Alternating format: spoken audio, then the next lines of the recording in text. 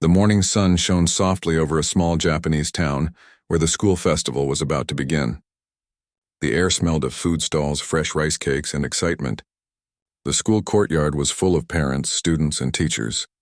Laughter echoed as children ran around in colorful festival clothes. Everyone seemed cheerful, except for one quiet boy sitting alone near the corner of the hall, holding a small paper folded many times. He was 8 years old, small for his age, and often kept to himself. Most people barely noticed him except when a group of classmates decided to tease him for being different. He didn't speak much, didn't play sports, and always seemed lost in his thoughts. While others played baseball or video games, he spent most of his breaks sitting by the music room listening to faint piano sounds through the door. Music was his secret world. He never told anyone that he loved the piano, not even his teachers. At home, he didn't have one. His family couldn't afford it. Instead, he drew one on paper, each key carefully marked, and practiced by pretending to press them. He would close his eyes and imagine the sounds, trying to remember how each note would feel. It was how he learned, but in school this made him an easy target. The louder kids called him strange. They laughed when he hummed tunes under his breath. Sometimes they asked him to play pretend instruments just to mock him. Still, he never complained. He would smile softly and walk away. That morning, while the festival was in full swing, a few older boys came up with an idea. They whispered among themselves, their faces full of mischief. The school had an old piano stored in the hall. It hadn't been tuned in years and was known to sound awful. Some keys didn't even work. The boys thought it would be funny to get the quiet kid to play it in front of everyone. They imagined the scene, the broken sound, the awkward silence, the laughter that would follow. It would be, in their minds, the perfect prank. They went to one of the event organizers, pretending to be serious, and suggested that the shy boy wanted to perform. The teacher in charge was busy and didn't think twice. The name was added to the list. When the announcement came over the loudspeaker, the boy sitting quietly in the back froze. His heart started pounding. He thought he had misheard. Then his classmates turned around, grinning. "Go on," one of them said. "They called you." A few others giggled. The teacher near the stage looked around and repeated the name again. The boy's hands shook. He looked around the room filled with faces, his classmates, their parents, teachers, and strangers, all staring at the stage. He wanted to say no. He wanted to explain that he hadn't signed up. But before he could, the teacher gestured kindly, assuming he was just nervous. "Don't be shy," she said with a smile. "It's your turn." His feet felt heavy as he walked toward the stage. Every step echoed in his ears. The old piano sat there, dull and dusty, with its lid slightly crooked. The audience clapped lightly, thinking it was part of the schedule. The group of boys sat in the back, trying not to laugh out loud. When he finally reached the piano, he stood for a moment, staring at it. The surface was scratched, and a few of the black keys were chipped. He could already tell the sound wouldn't be right. He pressed one key and it stuck halfway. Another one made a flat, uneven tone. A few people in the audience chuckled. He heard it. He took a deep breath and sat down on the small wooden bench. His legs barely reached the floor. For a second he thought about leaving, but something inside him told him to stay. His grandmother once told him that music was a way to speak when words couldn't. Maybe even with a broken piano he could still speak. He placed his hands gently on the keys. The hall became quiet, waiting for him to start. The first sound came out wrong. A dull thump instead of a note. Someone giggled again. His heart sank. He tried another key, then another. The piano really was in bad shape, but instead of giving up, he closed his eyes. He began to play not the piece he had planned, but one that came from memory, one he had practiced silently on paper at home. He started softly, choosing only the keys that worked. Slowly, he shaped the broken sounds into a tune. It wasn't perfect, but it had feeling. His fingers moved with gentle confidence, finding a rhythm between the silence of the broken notes. The giggles stopped. The hall grew still. The tune that came out was unexpected, simple yet full of emotion. It sounded like a story without words. Some notes were slightly off, but the way he played made them blend beautifully, as if the mistakes were part of the music itself. A few teachers leaned forward. Parents exchanged glances. Even the boys who had set up the prank went quiet, their smiles fading. They hadn't expected this. The boy didn't open his eyes once. In his mind, he wasn't in the hall anymore. He was home, sitting by the window, pretending to play his paper piano while his grandmother smiled beside him. The broken keys became the sound of wind through the trees, and the soft melody turned into something almost magical. Each note carried his heart, his loneliness, his dreams, his love for music.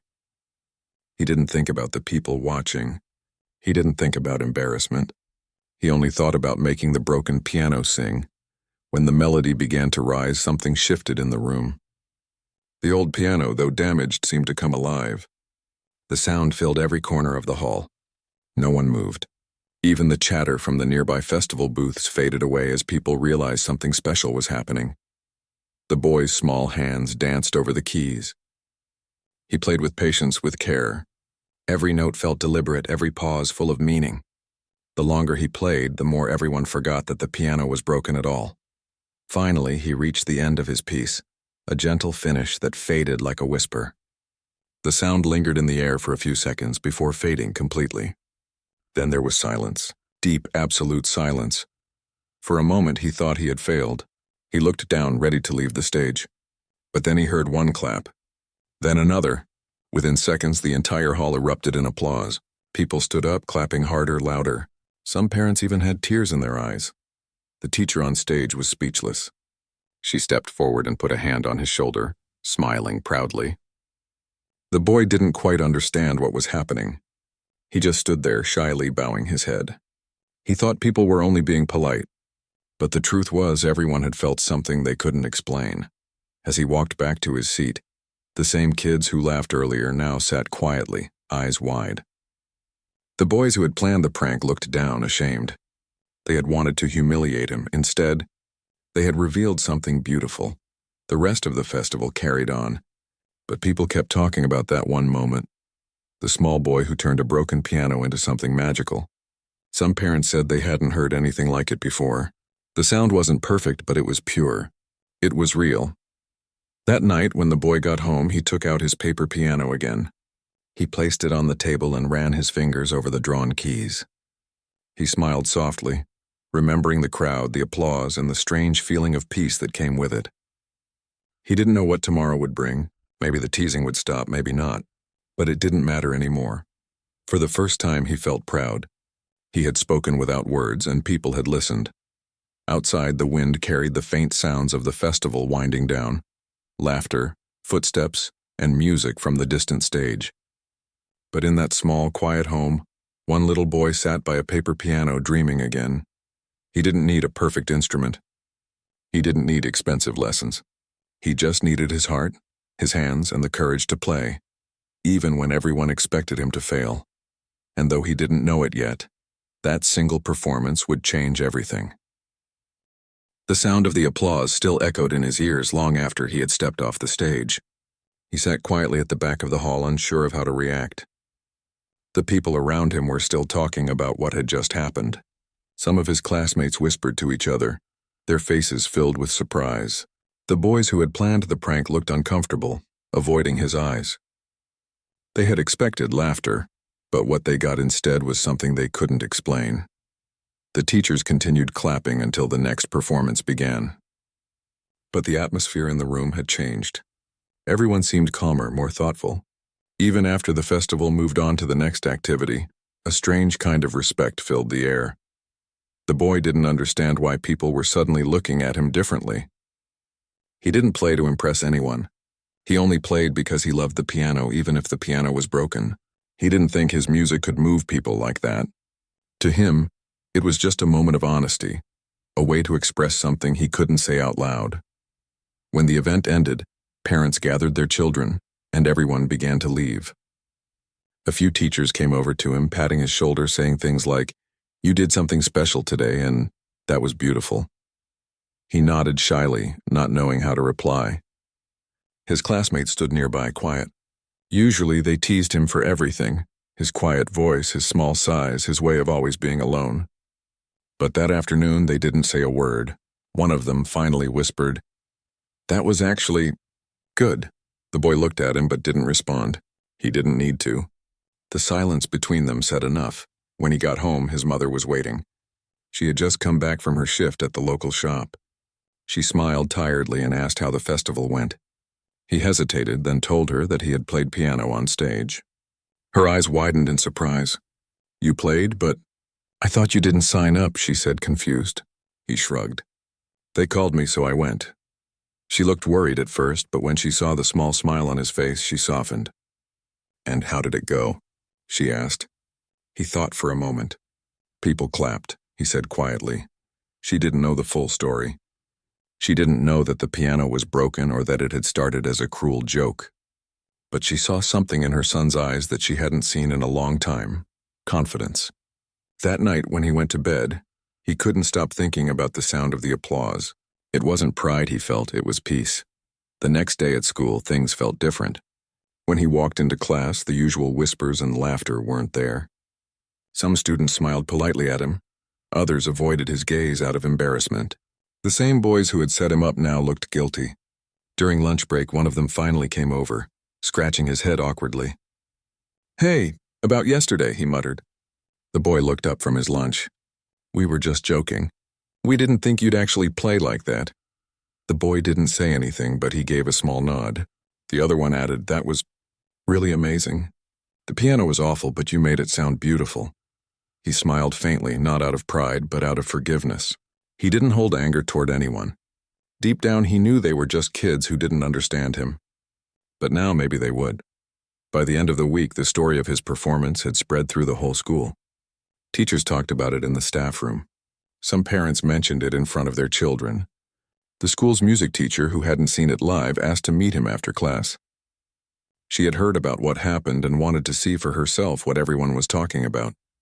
When he entered the music room, she smiled warmly and invited him to sit by the piano. "I heard you made this old thing sing," she said kindly. He blushed and looked down. "It's broken," he said softly. She laughed. "Yes, I know. That's why I want to hear you play it." He hesitated for a moment, then placed his hands on the same keys he had used before. This time the room was empty except for the two of them. He began to play the same melody he had played at the festival, soft and emotional.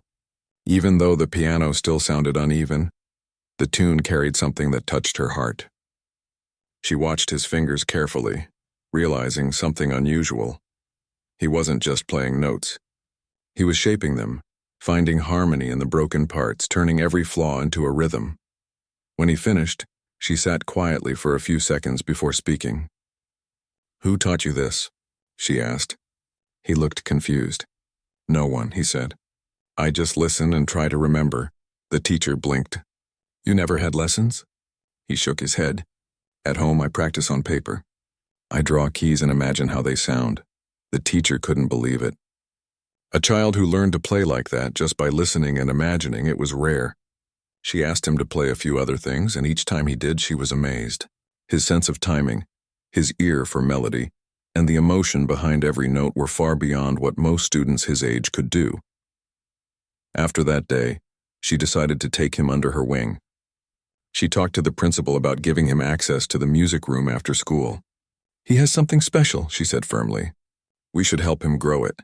The principal agreed, impressed by what he had heard from the other teachers. From then on, the boy stayed after class almost every day, practicing quietly in the empty hall. The sound of the old piano echoed through the corridors long after the other students went home. Sometimes the janitor stopped to listen. Sometimes a teacher passing by would pause for a moment before continuing. At home, his mother noticed the change too. He came back later than usual, but always looked happy. When she asked what he was doing, he said simply, "Playing." She didn't ask much more. She could see that something good was happening. One evening, the music teacher brought a small keyboard from her home and gave it to him. "It's not much," she said, "but I think you should have something to practice with." He held it like it was the most precious thing in the world. "Thank you," he whispered. He spent hours every night practicing quietly so he wouldn't wake his mother.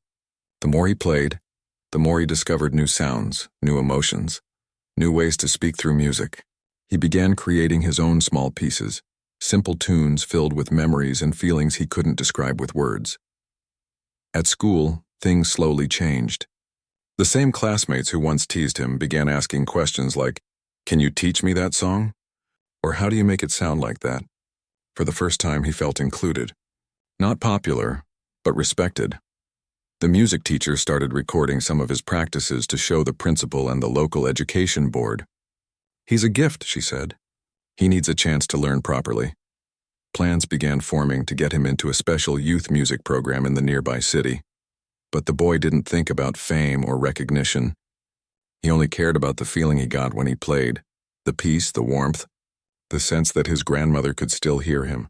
One day, as he was finishing a practice session, the same boys who had pranked him walked into the hall. He froze, unsure of what they wanted. They stood there awkwardly for a moment. Then one of them spoke. "We were wrong," he said quietly. "You're really good." The boy looked at them and smiled. "It's okay," he said softly. "The piano worked, that's all." They laughed a little, relieved.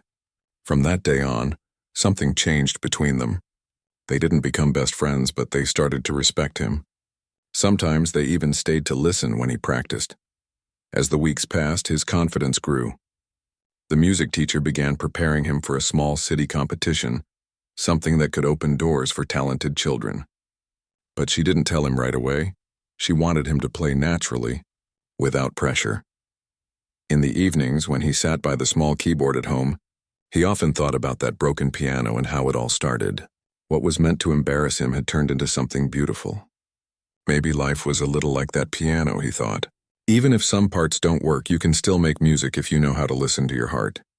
And as the night deepened, the soft sound of his playing filled the small home again, gentle and full of hope, just like the boy who never stopped believing in the power of a single note. Days turned into weeks, and the quiet boy's life slowly began to change. The school no longer felt like a place filled with whispers and laughter behind his back. It felt different now, warmer, friendlier. Some students greeted him in the hallways. Teachers smiled when they saw him. And the same kids who once mocked him now listened quietly when he played during recess. Every afternoon, he stayed behind after school to practice in the music room. The piano was still old and uneven, but it had become his friend. He knew which keys worked and which didn't, and somehow he could still make it sound beautiful. The music teacher often sat in the back of the room, quietly watching. Sometimes she would suggest a little change or ask him to repeat a part, but mostly she just let him play freely. She wanted him to grow naturally, not under pressure. One afternoon, after everyone had left, she sat beside him and said softly, "You know, there's a small music showcase coming up in the city. It's not a big competition, just an event where children play pieces they love. I think you should go." He looked at her, eyes wide. "Me?" he asked quietly. She nodded. "Yes, you have something special. I think people should hear it." He didn't know what to say. He had never even been to a big city event before. The thought of playing in front of strangers scared him, but at the same time something inside him wanted to try. He didn't dream of trophies or fame. He just wanted to share what music meant to him. That evening, when he went home, he told his mother about it. She listened carefully, her tired face softening as he spoke. "In the city?" she asked. He nodded. "The teacher said I can go if you allow." She smiled faintly. "Of course you should go. Your grandmother would be so proud." Her words gave him courage. He thought of his grandmother often, her gentle voice, her old songs, and the way she always believed in him.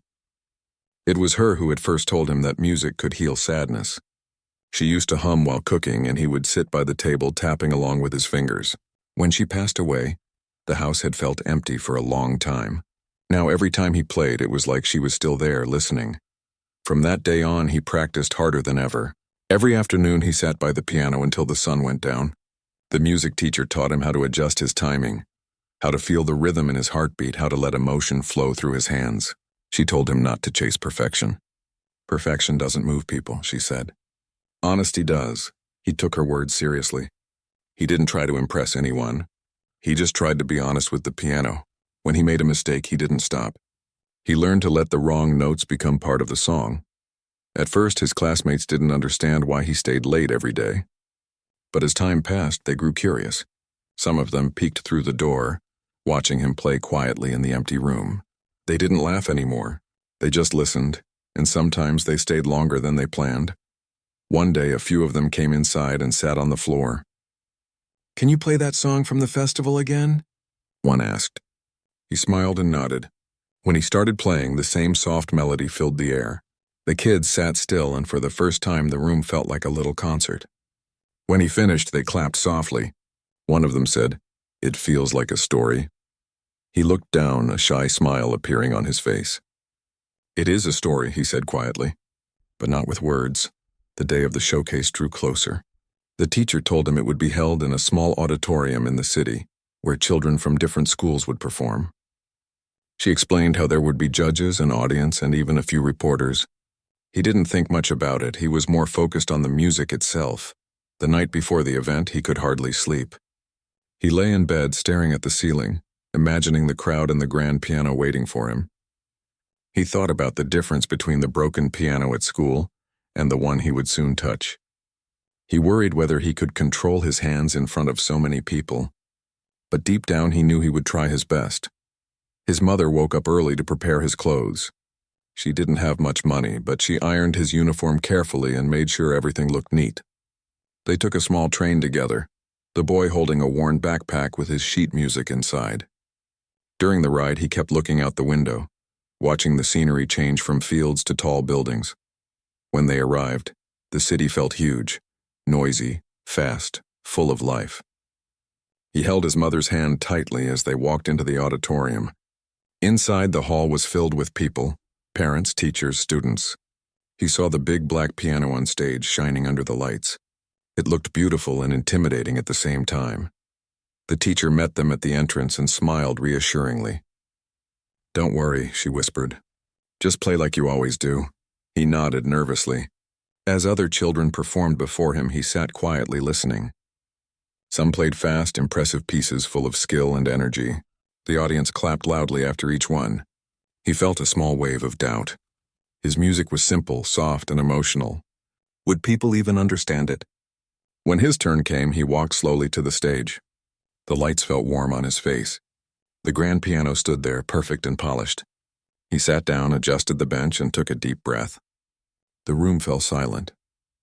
He placed his fingers on the keys and began to play the same melody he had once played on the broken school piano. But this time the sound was clear and rich, like water flowing. Every note filled the hall with warmth. The audience listened closely, drawn in by the quiet strength of the music.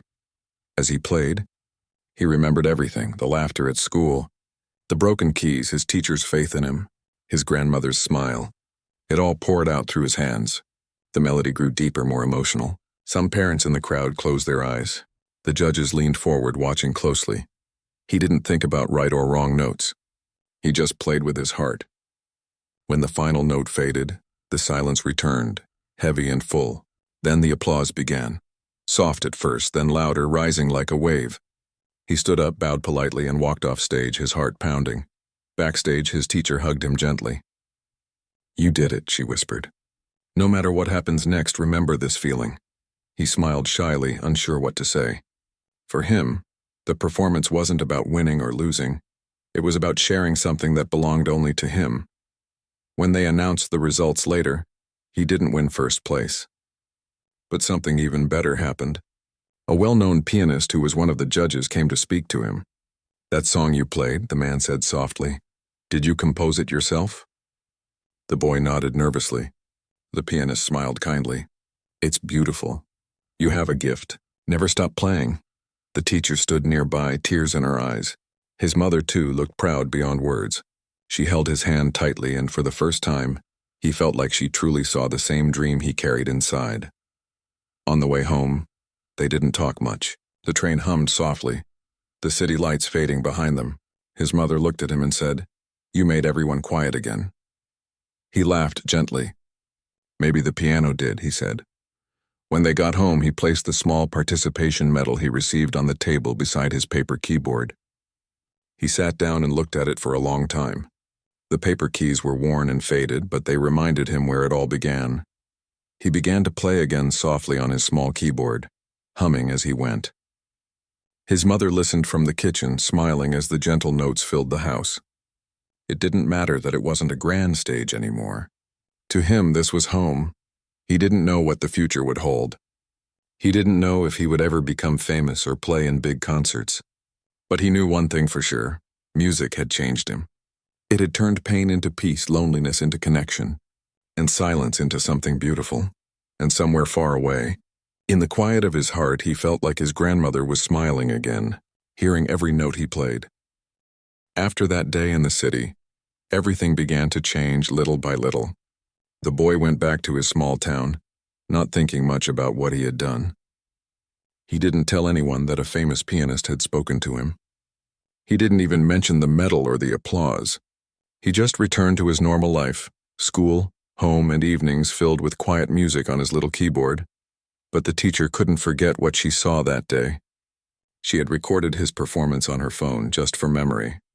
A few days later, she shared the video with some of her friends who taught music in other schools. One of them was so touched by it that she uploaded it to a small local website where people shared talent from around the region.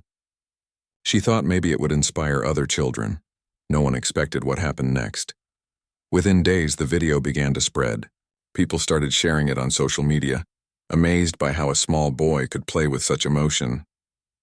Comments poured in from everywhere. Some said they cried listening to it.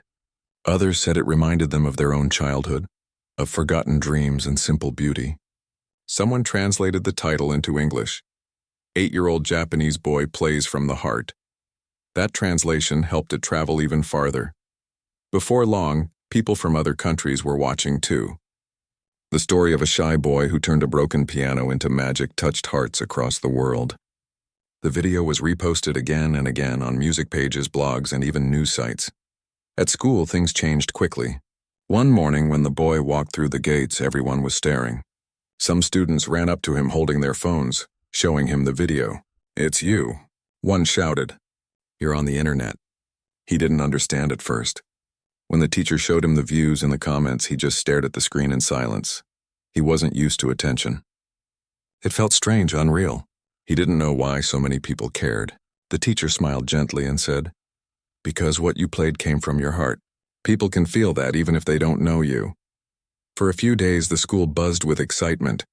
Reporters called asking for interviews. A local TV station came to film a small feature about him and the broken piano that started it all. The principal, proud and slightly nervous, agreed. When the crew arrived, they asked him to play again on the same instrument. He sat down just like he did that day and began to play. The sound wasn't perfect, the keys still stuck, the notes still echoed unevenly, but the feeling was there. When he finished, one of the camera operators wiped his eyes quietly. The story aired on TV that weekend, and soon the video grew even bigger online. But while the world was watching, the boy stayed the same. He still carried his backpack to school, still bowed politely to his teachers, still helped clean the classroom after lessons. When people in town recognized him on the street, he smiled shyly but didn't say much. To him, the piano wasn't about fame. It was his way of speaking when words were too small. The teacher received letters from all over: music schools, community groups, even a few organizations offering scholarships. Some wanted to invite him to play. Others wanted to donate instruments to the school. The principal decided to hold a small concert night at the school hall, both to thank the community and to give the boy a proper stage. When the night came, the hall was packed. Parents, students, teachers, and strangers filled every seat. The old piano had been cleaned and polished, though it was still the same one that had started everything. As the lights dimmed, the boy walked slowly to the stage, just like before. This time there was no laughter, no whispers, only quiet anticipation. He took a deep breath and began to play. The melody was new, one he had been composing secretly. It started soft and slow, almost like a whisper, then grew stronger, brighter, more alive. Each note carried emotion, not sadness anymore, but something full of hope. As the music filled the hall, people listened in silence. Some closed their eyes. Others watched the boy's face, peaceful and focused. When he finished, the applause was thunderous. He stood up, bowed deeply, and smiled, a real open smile. That night, the teacher spoke briefly on stage. "This young boy taught us all something," she said. "He showed that you don't need perfect tools to create beauty. You just need courage, patience, and heart." After the concert, the school received a letter from a major music foundation in Tokyo. They had seen his video and wanted to offer him a full scholarship to a junior music academy. It was a rare opportunity, one that could shape his future. When the teacher told him, he was silent for a long moment. Then he said softly, "But I can't leave my mother, she smiled. You won't have to. They'll help you both. It's not just about lessons, it's about your future. He didn't answer right away. That night he sat at his small keyboard thinking.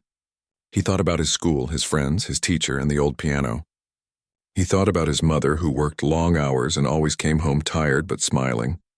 And he thought about his grandmother's words, how music could take you places your feet couldn't. When morning came, he told his mother about the offer. She listened quietly, her eyes shining. If this is what you want, we'll go, she said softly. You've earned it. It wasn't easy leaving their small town. The people gathered at the train station to say goodbye. Some of his classmates gave him a small notebook filled with messages. The teacher handed him a pendant shaped like a tiny music note. Whenever you feel nervous, she said, touch this and remember you're never alone. As the train moved, the boy looked out the window, watching the familiar landscape fade. He felt both scared and excited. He didn't know what awaited him in the big city, but deep down he knew music would guide him. When they arrived in Tokyo, everything felt different. The city was loud, full of tall buildings and endless lights. The academy was even bigger than he imagined. He saw children his age practicing with skill and confidence, their fingers moving fast across shiny pianos. For a moment he felt small again, but when he sat down at the piano in his new classroom, everything else disappeared. He touched the keys gently and played the same tune he had once played on the broken piano. The sound filled the room, pure and warm. The instructor watched quietly, amazed. You play like you're telling a story, he said afterward. That's something you can't teach. Days turned into weeks. He practiced harder than ever. The teachers noticed how quickly he learned, not because he had perfect technique, but because he played with feeling. Every note seemed to have a reason, a meaning behind it. Sometimes, late at night, he would call his old teacher from the town. They talked about lessons, about home, and about how music still connected them. She told him that people in town still talked about the broken piano story, and how the school had decided to repair it completely, naming it the Hope Piano. Hearing that made him smile. One weekend, when he returned home for a visit, the whole town gathered at the school. The piano stood proudly on the stage, restored and beautiful. The principal asked him to play the first song on it since the repair. As he sat down, he ran his hands over the smooth new keys and felt tears in his eyes. He remembered every sound it once made, every moment it had carried him through. He began to play slowly, softly, letting the music rise and fall like a breath. The hall was silent again, just like that first day. But this time there was no laughter, no doubt, only admiration. When he finished, everyone stood up, clapping and cheering. He bowed deeply, his heart full. He realized then that the journey wasn't just about learning music. It was about finding his voice, about turning something broken into something that could inspire others. That night, as the stars shone over his hometown, he sat by his window, listening to the quiet sounds of the night. Somewhere in the distance, he could almost hear the faint echo of his grandmother's lullaby. He smiled, knowing she would be proud. He didn't know where music would take him next, but he understood something important, that no matter where he played, the real magic wasn't in the piano. It was in the heart of the one who played it. The days at the academy passed quietly but beautifully. The boy had grown a little taller, his fingers longer, his music deeper. He still spoke softly, still bowed politely, and still practiced alone in the evenings when most students had gone home. But something inside him had changed. Every time he sat before the piano, he no longer played for applause or recognition. He played for something deeper, for the memory of his grandmother, for his mother's tired smile, and for the small broken piano that had once given him courage when he had none. His new teachers adored him. They said he was different, not just talented, but genuine. He played as if the piano were alive. When he touched the keys, even the quietest notes seemed to tell a story. Yet few knew his real story. They didn't know about the small village he came from, or the old instrument that barely worked, or how the laughter of his classmates had once turned into applause. One day, the academy announced that they would hold a special event, a concert to honor young musicians who showed outstanding promise. Each student had to choose one piece to perform before a live audience and a panel of professional musicians. The boy's instructor immediately thought of him. "You should play," he said kindly. "It's time people hear you again." The boy hesitated. He had never performed on such a grand stage before. The Academy Hall was enormous, with shining lights and hundreds of seats. The thought of so many eyes watching him made his hands tremble. That evening, when he returned home, his mother noticed his silence. She placed a gentle hand on his shoulder and said, "You've already faced harder things than this. Remember the broken piano? You weren't afraid then." He looked up, remembering that day. She smiled. "Don't play for them," she whispered. "Play for yourself." Those words stayed with him. For weeks he practiced in quiet corners of the academy. Other students often stopped to listen secretly from the hallway. There was something in the way he played that felt almost like magic, soft, emotional, and honest. Even those who had trained for years with strict discipline couldn't match the feeling he carried in his music. The day of the concert arrived. The large hall was filled with families, teachers, and musicians from across the country. Some had already heard of the small-town boy who had gone viral online months ago. His video had never really stopped circulating. It had now reached millions of people, translated into different languages. When his turn came, he walked to the stage quietly, dressed simply in a white shirt and black pants. He sat down, adjusted the bench, and closed his eyes. For a few seconds, he didn't move. The hall was silent. Then his fingers began to dance across the keys. The first notes were soft, fragile, like a whisper. The melody slowly grew, filled with emotion. It wasn't a famous classical piece. It was something he had written himself, a blend of the lullaby his grandmother once sang and the tune he had played on the broken piano. Every note carried his memories, his childhood, his pain, his hope. As the music filled the hall, people listened without a sound. Some leaned forward, holding their breath. Others felt tears welling in their eyes without knowing why. When he reached the last note, it lingered in the air like a farewell. For a few seconds, no one moved. Then the entire hall stood up. The applause was thunderous, echoing off the walls.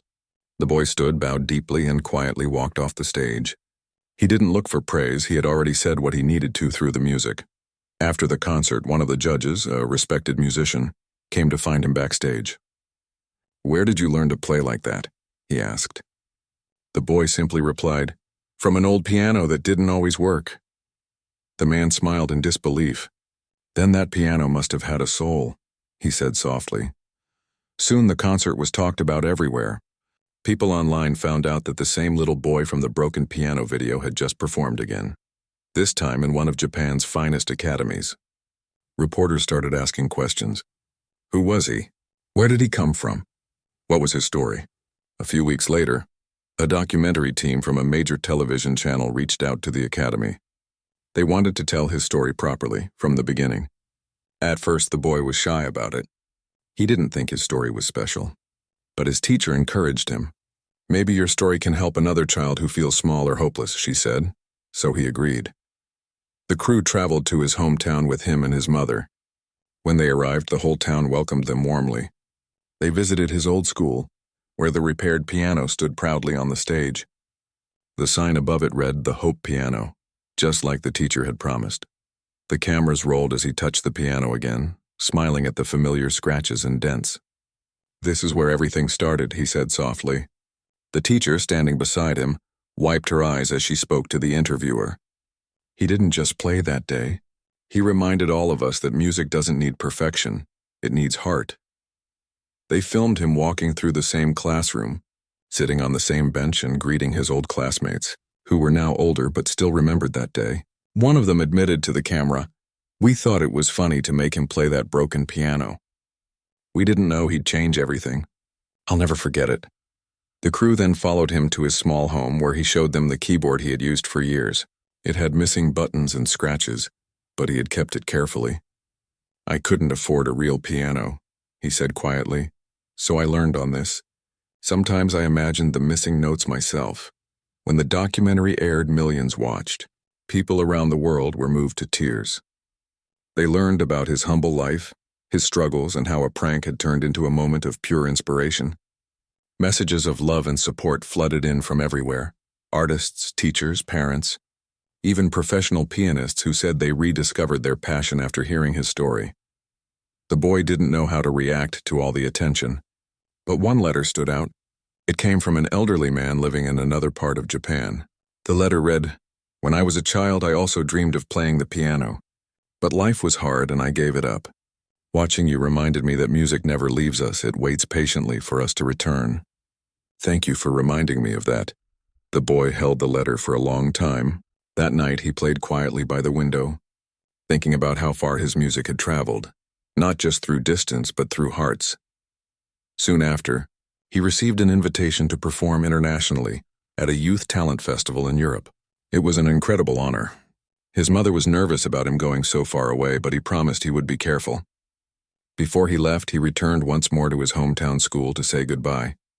The teacher met him in the empty hall, where the sunlight streamed through the windows. "You've grown so much," she said, smiling proudly. He bowed and said, "It's because you believed in me when no one else did." She walked him to the old piano and said, "One more song, before you go." He nodded. He sat down and began to play the same tune he had played that very first day, the one that silenced laughter and filled the room with awe. The sound was warm, gentle, and full of gratitude. When he finished, the teacher clapped softly, tears in her eyes. "Promise me," she said, "no matter how far you go, never forget where your music began." "I won't," he said with a small smile. As he boarded the plane days later, he looked out the window and saw the clouds drifting below. He thought of his grandmother, his mother, his teacher, and that broken piano. He realized that every sound he made carried a piece of them all. The world would soon know him as a prodigy, a young pianist with a gift beyond his years. But to him, he was still that same boy who once sat at a broken piano, trembling, unsure, and hopeful. And deep inside, he knew one truth. The real beauty of music wasn't in how perfectly you played, but in how honestly you felt it. The boy sat by the airplane window, watching the clouds drift past, his small hands resting on his lap. It was the first time he had ever left his country. He was nervous, but more than that, he was curious. Curious to see what the world looked like beyond his small town, beyond the academy, beyond the only places he had ever known. His mother sat beside him, smiling softly though her eyes were filled with tears. "You've come so far," she whispered, touching his hand. He nodded, still unable to believe it himself. Just a year ago, he had been a quiet child playing a broken piano in a small classroom. Now, he was flying across the ocean to perform for people from all over the world. When they arrived in Europe, everything felt different. The air, the sound of the streets, even the smell of the food. The festival organizers welcomed him warmly, giving him a schedule, a badge with his name, and a tour of the concert hall. The hall was enormous, far bigger than anything he had seen before. The grand piano on stage looked perfect, polished and shining under the lights. He ran his fingers gently over the keys and smiled faintly. It felt strange to play an instrument so perfect. For a moment he missed the uneven sound of his old piano back home. But then he remembered his teacher's words.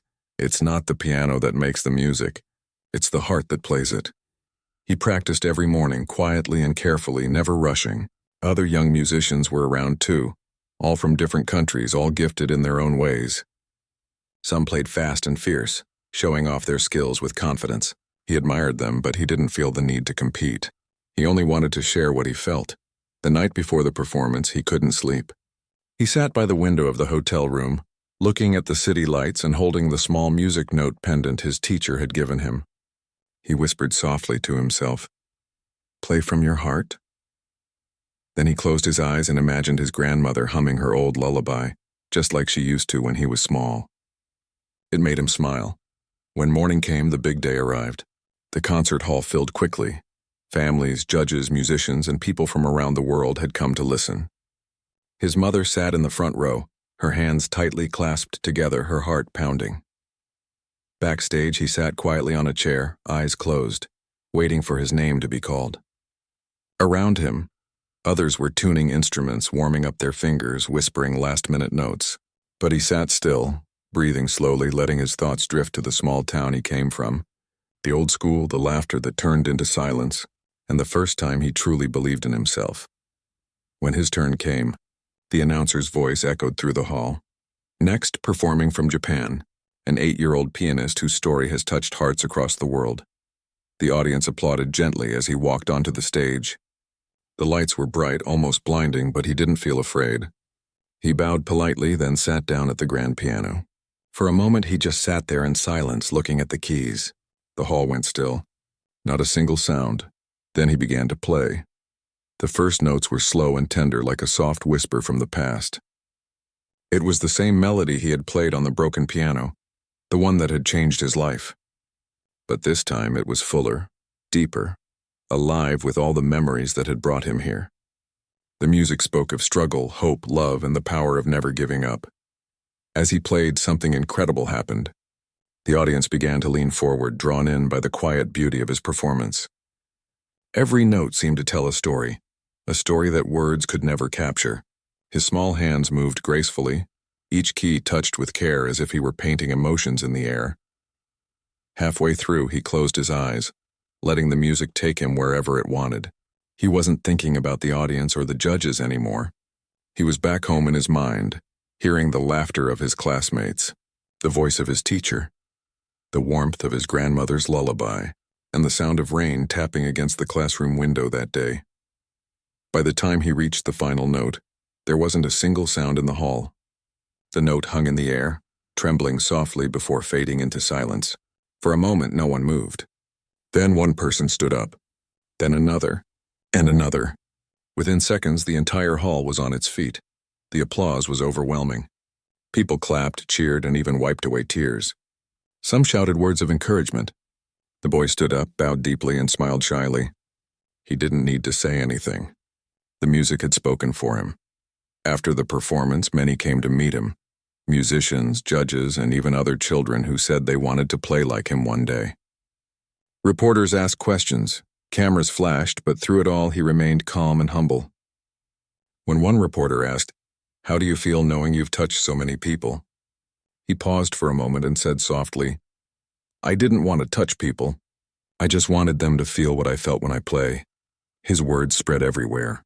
People shared them online, in newspapers, and across social media. To many, he became more than just a child pianist. He became a symbol of purity, of what it means to create something true without seeking fame. That night, back at the hotel, his mother hugged him tightly. "You made the world listen," she said, her voice trembling. He smiled and whispered, "I just played the song that never left me." When they returned home weeks later, the entire town gathered to welcome them. The school had prepared a small celebration. The same teacher who once stood beside him years ago handed him a framed photograph of the old piano and said, "You gave this piano a voice that reached the world." He placed the photo in his room right beside his small keyboard. Sometimes when no one was watching, he would still sit there and play quietly just for himself. He didn't play for awards or recognition. He played because it made him feel alive. Years passed. The world continued to remember his story. His videos were used in schools to inspire children. Musicians studied his performances, trying to understand how someone so young could play with such emotion. He received invitations to perform in different countries, and everywhere he went, he carried the same pendant, the same quiet heart. But no matter how far he traveled, he always returned to his hometown once a year. Every visit, he would stop by the old school, touch the Hope piano, and play the same melody. The students who watched him now were too young to remember the first story, but the teachers always told them, "This piano once taught the world that broken things can still make beautiful sounds." One year, during a visit, he noticed something new, a small plaque placed beside the piano. It read, "Dedicated to the boy who turned a prank into hope, and a broken piano into a song that reached the world." He stared at it for a long time, then smiled softly. That evening, he sat by the river near his town, the same spot where he used to walk home after school. The air was cool, the stars bright above him. He thought about everything. The laughter, the tears, the journey, and how something so small had become something so meaningful. He realized something important that night. It wasn't luck or talent alone that had brought him here. It was kindness. The kindness of a teacher who believed in him, a mother who supported him, a community that forgave its laughter, and strangers around the world who saw beauty and honesty. He took a deep breath, looked up at the sky, and whispered, "Thank you." In the end, his music didn't just change his life, it changed others. It reminded people that greatness doesn't come from perfect things, but from imperfect hearts that keep trying. And though he grew older and went on to perform in countless places, his most cherished memory remained that first day. The day he sat in front of a broken piano, scared, trembling, and unaware that he was about to change everything. And somewhere, in the silence that follows the final note of every song he plays, that same feeling still lives. The quiet heartbeat of a little boy who once played just to be heard and ended up touching the world instead.